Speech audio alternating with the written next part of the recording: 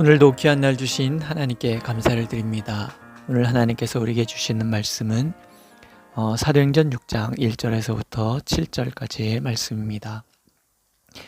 그때 제자가 더 많아졌는데 헬라파 유대인들이 자기의 과부들이 매일의 구제에 빠짐으로 히브리파 사람을 원망하니 12사도가 모든 제자를 불러 이르되 우리가 하나님의 말씀을 제쳐놓고 접대를 일삼는 것이 마땅하지 아니하니 형제들아 너희 가운데서 성령과 지혜가 충만하여 칭찬받는 사람 7을 택하라. 우리가 이 일을 그들에게 맡기고 우리는 오로지 기도하는 일과 말씀 사역에 힘쓰리라 하니 온 무리가 이 말을 기뻐하여 믿음과 성령이 충만한 사람 스데반과 또 빌립과 브로고로와 니가노로와 디몬과 바메나와 유대교에 입교했던 안디옥 사람 니골라를 택하여 사도들 앞에 세우니 사도들이 기도하고 그들에게 안수하니라. 하나님의 말씀이 점점 왕성하여 예루살렘에 있는 제자의 수가 더 심히 많아지고 허다한 제사장의 무리도 이도에 복종하니라. 아멘.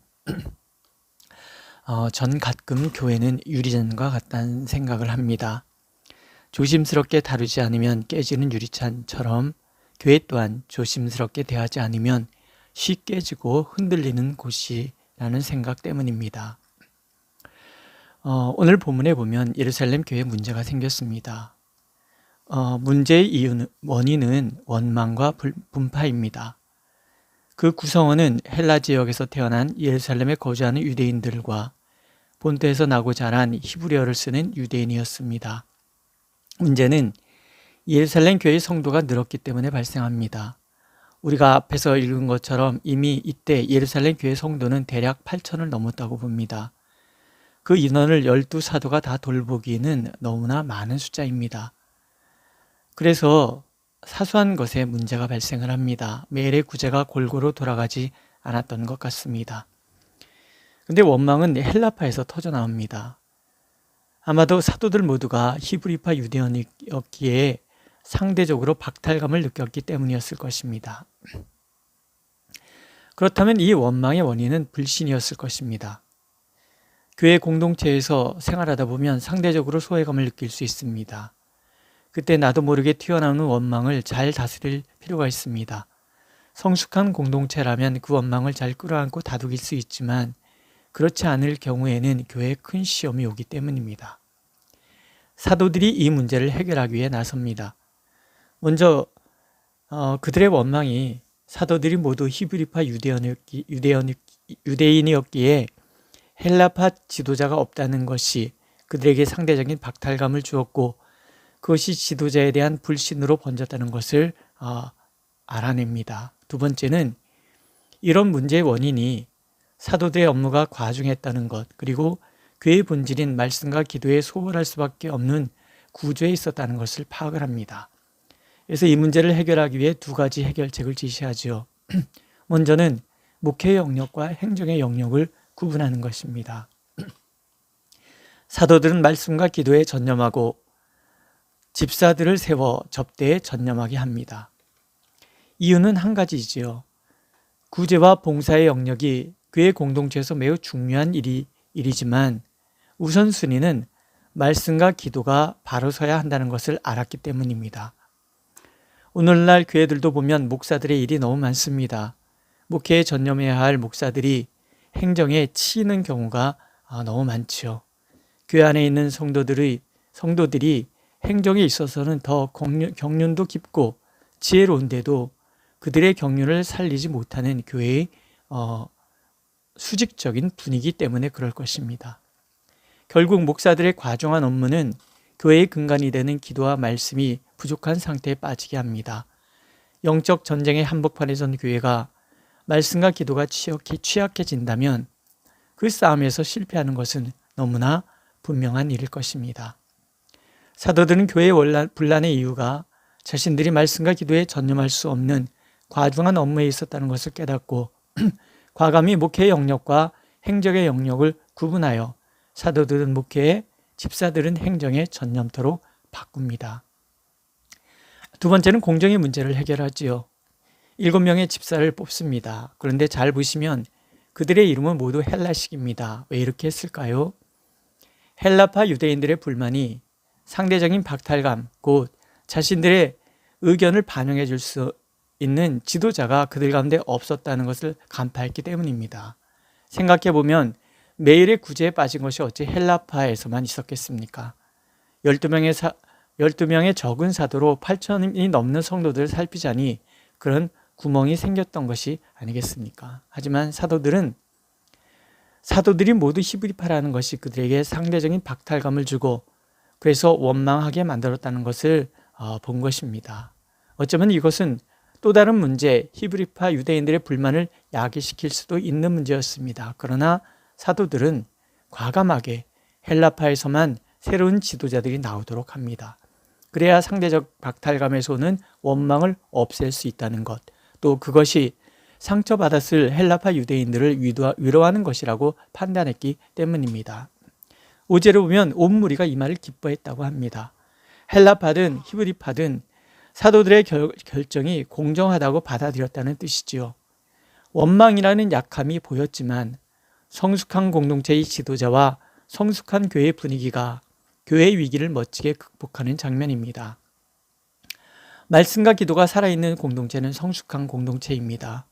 성령이 충만한 공동체는 육신의 소욕을 이겨가기에 또한 성숙한 공동체가 됩니다. 하나님께서는 우리가 이런 공동체가 되기를 간절히 원하고 계십니다. 세 번째 우리가 살펴볼 것은 집사들을 세울 때의 기준입니다. 성령과 지혜가 충만하여 사람들에게 칭찬받는 사람, 이것이 그들의 기준이었습니다. 사도들은 결코 사회적인 위치나 그들이 가지고 있는 경제력을 기준으로 삼지 않았습니다. 그들이 얼마나 많이 배웠는가, 얼마나 율법에 능통했는가, 그런 것도 살피지 않았습니다. 교회 일을 맡은 사람들은 먼저 성령이 충만해야 하고 성령께서 부어주신 지혜로 가득한 사람이어야 한다는 그 기준만을 내세웁니다. 또한 이것이 사람들에게 칭찬이 될 정도로 사람들에게 인정받는 수준이 되어야 한다고 분명히 기준을 제시한 거죠. 교회 일꾼의 기준이 이것에서 벗어나는 순간 교회는 급격히 세속화되고 성령 하나님이 이끄시는 공동체가 아니라 인간이 이끄는 공동체로 전락하고 말 것입니다. 하지만 성령과 지혜가 충만하고 사람들에게 본이 되는 일꾼들이 많은 교회는 하나님의 뜻을 이루고 또 교회를 단단하게 하며 나아가 믿지 않는 사람들에게 칭송받는 교회가 될 것입니다. 그렇게 7 집사가 뽑힙니다. 사도들은 그들을 위해 기도하고 안수하여 세웁니다. 기도는 하나님께 그들을 맡긴다는 것이고 안수는 하나님께 부여받은 권한을 그들에게 위임하는 것입니다. 기도와 안수를 통해서 그들은 이제 성령에 이끌리는 하나님의 종이 되는 것이지요. 이런 과정을 통해서 하나님께서 선물을 주십니다. 사도들과 교회의 결정들을 하나님께서 인정해 주십니다. 또한 이 소식을 들은 모든 사람에게도 인정받게 하십니다. 그 결과 하나님의 말씀이 왕성하여 갔다라고 말씀하시지요. 하나님께서 인정하셨기에 말씀이 왕성하여 가고 사도들의 신뢰가는 행동들이 사람들을 감동시켜 말씀을 왕성하게 하여 갑니다. 말씀과 삶의 일치, 하나님의 뜻을 그 삶 속에 구현내는 그런 모습들이 사람들을 감동시키고 하나님께도 인정받는 행동이었다는 것입니다. 교회의 부흥, 특별히 제자의 수가 많아지고 예루살렘의 제사장들까지도 이 도에 복종하였다는 것은 그만큼 사도들의 성숙한 모습에 예루살렘의 모든 사람들이 감동을 받았다는 뜻입니다. 결국 성령이 충만하다는 것은 성령의 뜻을 온전히 따른다는 것으로 연약한 자들을 보듬어 안는 넓은 마음과 교회의 본질에 충실하는 그 마음들, 그리고 성령의 뜻을 구하는 그 마음에 있었다는 것을 우리가 알 수 있습니다. 그러한 성숙함들이 교회의 분열의 위기를 극복하고 놀라운 부흥으로 무엇보다 제자의 수가 증가하는 결과를 낳은 것이지요. 오늘도 다르지 않습니다. 서두에 말씀드린 것처럼 교회는 매우 연약한 곳입니다. 그러므로 내 안에 원망이 나올 때 그것을 공론화시키지 않도록 조심할 필요가 있고, 또 그런 원망의 원인이 무엇인지를 살피고 그 원인을 해결해 가는데 힘써야 합니다. 방법은 한 가지지요. 성령의 소리에 귀를 기울이고 교회를 사랑으로 살피는 것입니다. 교회를 사랑하기 때문에 내가 손해볼지언정 양보하고 또 서로의 필요를 채워주는 일에 힘쓰는 것이죠. 무엇보다도 말씀과 기도가 소홀해지지 않도록 힘쓰는 것은 중요한 것입니다. 오늘도 우리가 그렇게 교회를 사랑하고 하나님의 말씀에 귀를 기울인다면, 또한 서로의 연약함을 보듬어 안는다면 성령께서는 우리 교회가 단단해지는 선물을 주실 것입니다. 그렇게 성령의 뜻에 견고히 서는 우리가 되길 하나님께서는 간절히 원하고 계십니다. 오늘 함께 부르고 싶은 찬양은 찬송가 425장입니다. 주님의 뜻을 이루소서 고요한 중에 기다리니 진흙과 같은 날 비추사 주님의 형상 만드소서. 주님의 뜻을 이루소서 주님 발 앞에 엎드리니 나의 마음속을 살피시사 눈보다 희게 하옵소서. 주님의 뜻을 이루소서 병들어 몸이 피곤할 때 권능의 손을 내게 펴사 강건케 하여 주옵소서. 주님의 뜻을 이루소서 온전히 나를 주장하사 주님과 함께 동행함을 만민이 알게 하옵소서. 이 찬양이 오늘의 기도가 되기를 간절히 원합니다. 기도하겠습니다. 하나님, 교회가 참으로 연약한 곳임을 우리가 압니다. 그러나 우리가 성령에 깨어 있어 말씀과 기도를 붙들고 그렇게 실천하며 서로의 연약함을 보듬어 안는 성숙함에 이른다면 교회 또한 야무지고 단단하여 사람들에게 귀감이 되고 감동 주는 곳이 될 줄로 우리가 믿습니다.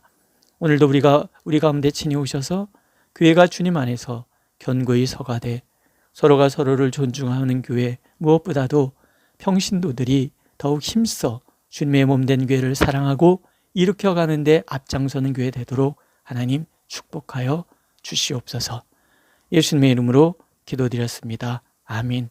하늘에 계신 우리 아버지, 이름을 거룩하게 하시며 아버지의 나라가 오게 하시며 아버지의 뜻이 하늘에서와 같이 땅에서도 이루어지게 하소서. 오늘 우리에게 일용할 양식을 주시고 우리가 우리에게 잘못한 사람을 용서해 준 것 같이 우리의 죄를 용서하여 주시고 우리를 시험에 빠지지 않게 하시고 악에서 구하소서.